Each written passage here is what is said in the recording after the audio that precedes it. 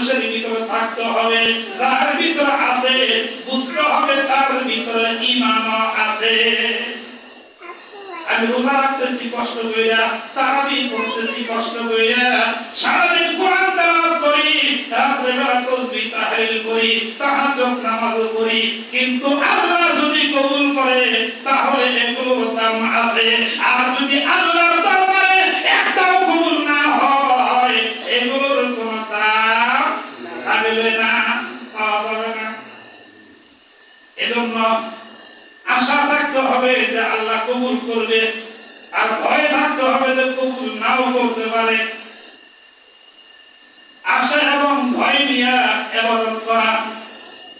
নবীজি বলেন প্রত্যেকটা রোজার ভিতরে বহু ফজিলত আল্লাহ দান করে দিয়েছেন। এই ফজিলতগুলো যদি তোমরা শোনো, তোমরা যদি মনের ভিতরে গাইতা নিতে পারো, তাহলে রোজা রাখার দ্বারা তোমার কোনো কষ্টই হবে না। তার কারণ সারাদিন পরে তুমি এই রোজার ফজিলতটা পাইতেছ।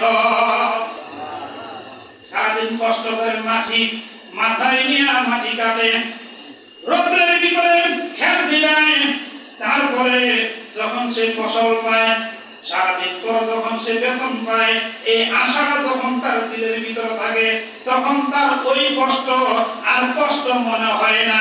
আওয়াজ দিয়ে বলেন কথা ঠিক কিনা? প্রত্যেকটা রোজার বিশাল ফজিলত আল্লাহ দান করে দিয়েছেন। এর ভিতরে আমরা তো কয়েকটা রোজা পার করে ফেলেছি। আজকে কয় নাম্বার রোজা চলতেছে? 6 নম্বর রোজা। নবীজি বলেন প্রথম দিন রোজা যারা রাখবে, শব্দ প্রসব করলে যেরকম নিষ্ঠা হয়, আল্লাহ তাকে ওরকম বেগুনা মাসুম বানাইয়া দেয়। তৃতীয় রোজা রাখলে তার পিতামাতার যাবতীয় জীবনের সগীরা গুনাহগুলো মাফ করে দিবে। তৃতীয় রোজা রাখলে আল্লাহ বলেন ইন্না কিতাবা ইয়াফজুরনা লাহু তাফজিরা। বান্দা তুমি আমার উদ্দেশ্য রোজা রেখেছো, আমি তোমার নামটা আমার পুত্রকে হাত দিয়া জান্নাতের ভিতরে লিখা দিলাম। চতুর্থ রোজা রাখলে তাওরাত, জাবুর, ইনজিল, কোরআন এই চারটা কিতাবের ভিতরে 40 কোটি অক্ষর আছে। প্রত্যেকটা অক্ষর পড়লে 10টি করে নেকি হইলে যত নেকি হয় ওই পরিমাণ নেকি আল্লাহ আমল নামে দান করে দিবে। পঞ্চম রোজা রাখলে মসজিদে হারাম, মসজিদে আকসা, বাইতুল্লাহ শরীফের ভিতরে নামাজ পড়লে কি পরিমাণ সওয়াব হয়, এই আমাদের মসজিদে জামাত করলে 27 গুণ সওয়াব, ঠিক কিনা?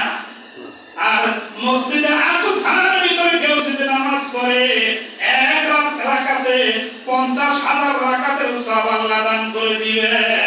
আর বাইতুল্লাহর ভিতরে যদি কেউ নামাজ পড়তে পারে এক রাকাতে 1,00,000 রাকাতের সওয়াব আল্লাহ দান করে দেয়। এই পরিমাণ সওয়াব আল্লাহ দিবেন। নবীজি বলেন ষষ্ঠ রোজা রাখলে আল্লাহ পাক রব্বুল আলামিন হাসরের কঠিন ময়দানে যখন কেউ কারো পরিচয় দিবে না, সবাই বলবে ইয়া নাফসি ইয়া নাফসি, আমার হবে কোন গতি, ওই কঠিন সময়ে আল্লাহ তাদেরকে বন্ধু বলে ডাক দিবে। আল্লাহ যদি বন্ধু বলে ডাকতে তার কোনো চিন্তা থাকতো না। তাদের বন্ধুগণ আমার সপ্তম রোজা, তার মানে আগামী কালকের রোজা, ঠিক কিনা? সপ্তম রোজা যেই সমস্ত মানুষগুলো রাখবে আল্লাহ বলেন তার জন্য জাহান্নামের 7টা দরজা বন্ধ করে দেওয়া হয়। অষ্টম রোজা রাখলে আল্লাহ তার জন্য জান্নাত 8টা জান্নাত ওয়াজিব করে দিবেন, যে কোন জান্নাতে সে প্রবেশ করবে। নবম রোজাতে এই সমস্ত মানুষগুলো রাখবে আল্লাহর রাসূলের সুপারিশ নসিব হয়ে যাবে। নবীর সুপারিশ ছাড়া কেউ জান্নাতে যাইতে পারবে না। সেই নবীর সুপারিশ নসিব হবে